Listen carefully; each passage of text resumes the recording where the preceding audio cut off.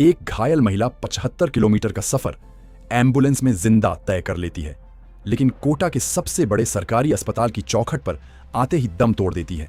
वजह चोट नहीं, बल्कि सिस्टम की वो लाइलाज बीमारी है जिसका नाम है लापरवाही। तस्वीरें कोटा के एमबीएस अस्पताल की हैं। रणोदिया की रहने वाली 55 साल की उर्मिला बाई शनिवार सुबह एक सड़क हादसे में बुरी तरह घायल हो गई थी।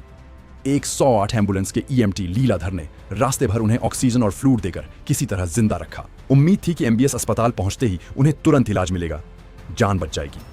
लेकिन सुबह करीब 11:30 बजे जब एम्बुलेंस अस्पताल पहुंची तो जो हुआ वो इंसानियत को शर्मसार करने वाला था। इमरजेंसी गेट पर मरीज को उतारने के लिए एक स्ट्रेचर तक मौजूद नहीं था।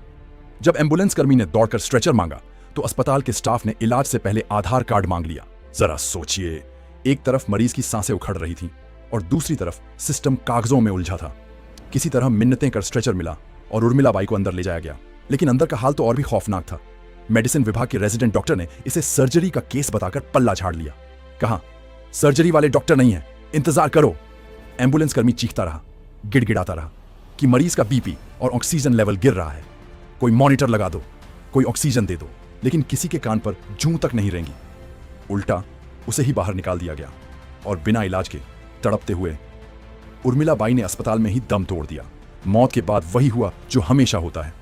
अस्पताल के अधीक्षक डॉक्टर धर्मराज मीणा और उपाधीक्षक डॉक्टर कर्णेश गोयल मौके पर पहुंचे। स्टाफ को फटकार लगाई और गेट पर स्ट्रेचर रखने के निर्देश देकर अपनी ड्यूटी पूरी कर ली। लेकिन क्या इस फटकार से उर्मिला बाई लौट आएंगी? यह कोई पहली घटना नहीं है। अभी 23 मार्च को ही एक बुजुर्ग को गोद में लाया गया था और उनकी भी बिना इलाज मौत हो गई थी। एमबीएस अस्पताल की ये तस्वीरें चीख चीख कर पूछ रही हैं कि क्या ये अस्पताल अब सिर्फ मौत का वेटिंग रूम बनकर रह गए हैं? 75 किलोमीटर की दूरी तय कर जो जिंदगी अस्पताल तक जिंदा पहुंच सकती है, अगर उसे अस्पताल के गेट पर ही दम तोड़ना पड़े तो ये मौत नहीं, सिस्टम का मर्डर है।